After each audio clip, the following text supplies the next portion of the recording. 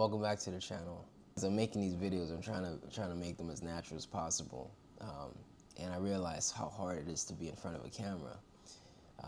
But anyways, you're not here for that. You're here for something else. So my name is Attorney Chameleon, and I talk about things in New York that have interested me, specifically tort law. And today I want to talk about dogs. You know, many people say that a dog is a man's best friend, or a woman's. And now that I think about it, my teacher in high school, she used to tell me that if you spell dog backwards, it means God, if you're religious out there. And it's not because dogs love you in a way that is so pure. It's because the kind of love that they have for you, to some extent, is unconditional. They love you without reason. It almost feels a bit unfair. You know, think about it. When you come home, you know, the dog doesn't care about what kind of day you had. It doesn't care about your title. It doesn't care about how much money you make, right? It's just there happy to see you. Sometimes if it's tail wagging or its eyes maybe are a little bit bright, but it's probably jumping around. Now, personally, I don't have a dog, but I've seen dogs. I've seen people interact with dogs, and you can tell that there's some kind of relationship there that's a bit stronger than with other kind of animals, at least from my opinion. And if you live where I live in New York, then you're gonna see that a lot. You're gonna see a lot of dogs walking around. I mean, it's almost like the phone. Like, you have to have the phone with you. Most people just walk around with the dogs all day. Do you know how much I love you?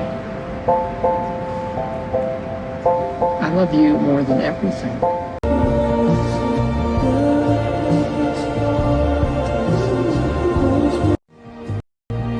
You love dogs more than people? More than people.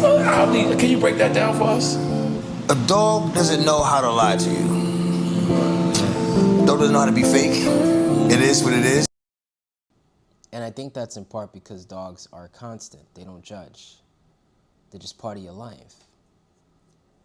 And to some extent, they're part of the rhythm of your life.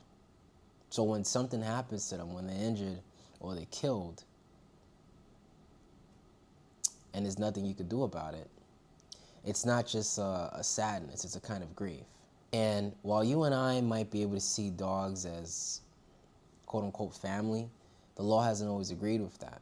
The question was before, if something happened to your dog, if it was injured or killed, the question would be, well, what's it worth? What's the dog worth? As you could put some kind of price tag on something that's such a part of the rhythm of your life. But recently something changed, right? There's a judge in New York, and I'm not quoting the judge here, but the judge basically recognized that when your dog is harmed, you're harmed too.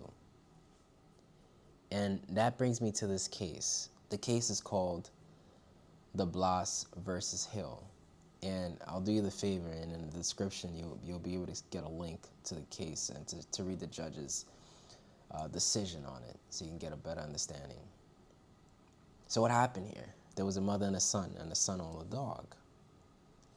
And the mother was walking the son's dog inside of a crosswalk when there was a car that ran a stop sign and instantly hit the dog, and the dog died.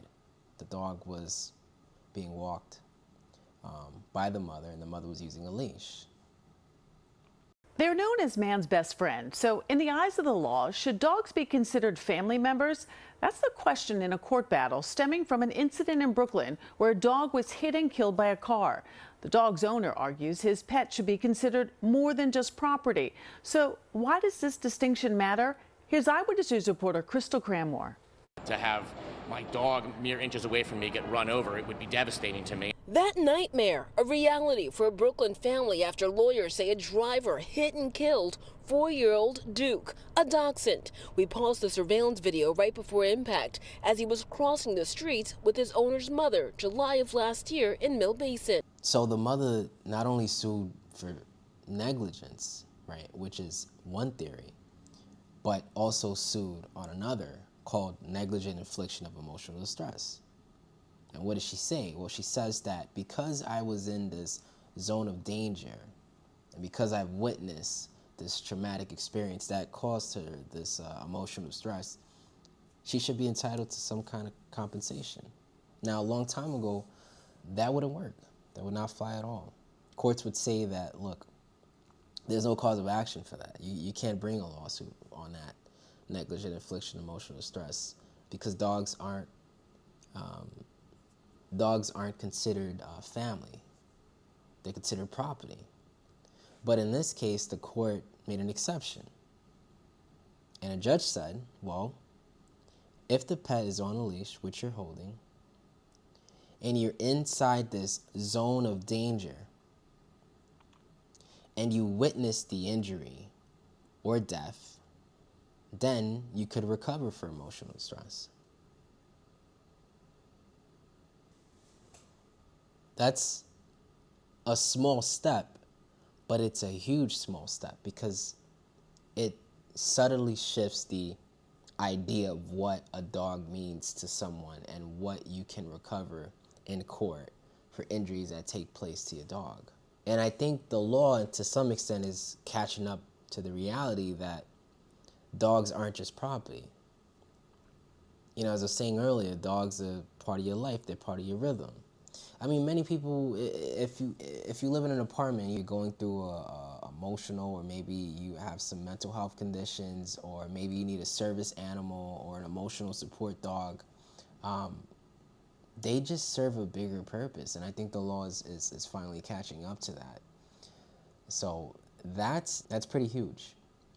Now remember, this is in New York, right? And things could be different in Jersey. Things could be different in Connecticut, Texas, California. Something else that I want to note to you is that this opinion, right, by the judge, this decision, could be overturned, right, by a higher court. These courts, they sit on like a tiered kind of system. And the decision where this case came from happens to sit not at the highest court in New York State.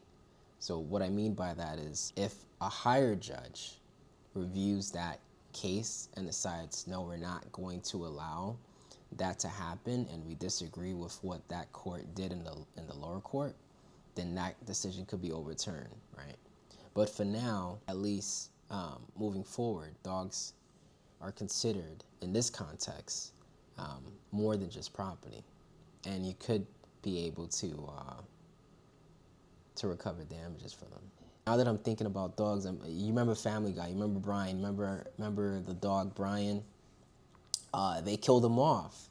And that was a crazy thing. Many people felt, there was many reactions to that. Bro.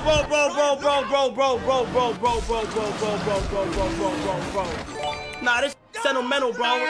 Brian's dead.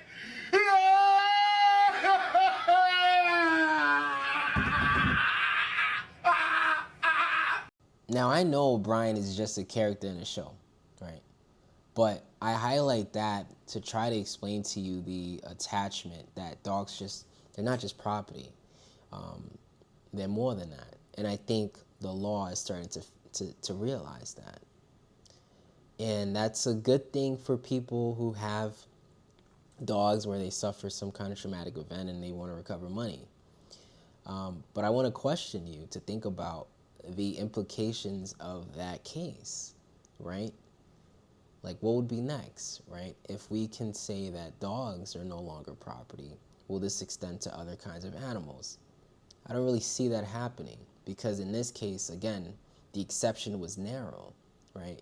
The judge said that the dog needed to be on a leash, right? You need to have witnessed the injury or death, and you need to have been in the zone of danger. I'm just thinking about it. How many animals are on a leash like that? Could this apply to tigers, lions? I don't think so. Those are different kinds of animals compared to a dog, not just on the type, but the classification. But it kind of just opens the door to what other things we can recover money from that are not just property. And when I say things, I'm talking about animals. So the question is, like, why does this all matter, right? Because it raises the value of your claim, right? You're not just suing for the worth or the price tag of the dog, but you're suing for something that can really increase the value, the emotional distress, the negligent infliction of emotional distress, right? That raises the value of a claim tremendously. It could. And I want to propose to you the question, should that be allowed, right? Should we allow, should we consider dogs to be more than just property? Drop your thoughts in the comment. Let me know what you think. And also, let me know, like, if you want this kind of content, if you like it or not. I really can't tell, but if you do like it, then obviously I'll continue doing it. But if you don't, then I'll probably adjust and whatnot. But anyways, thanks for listening.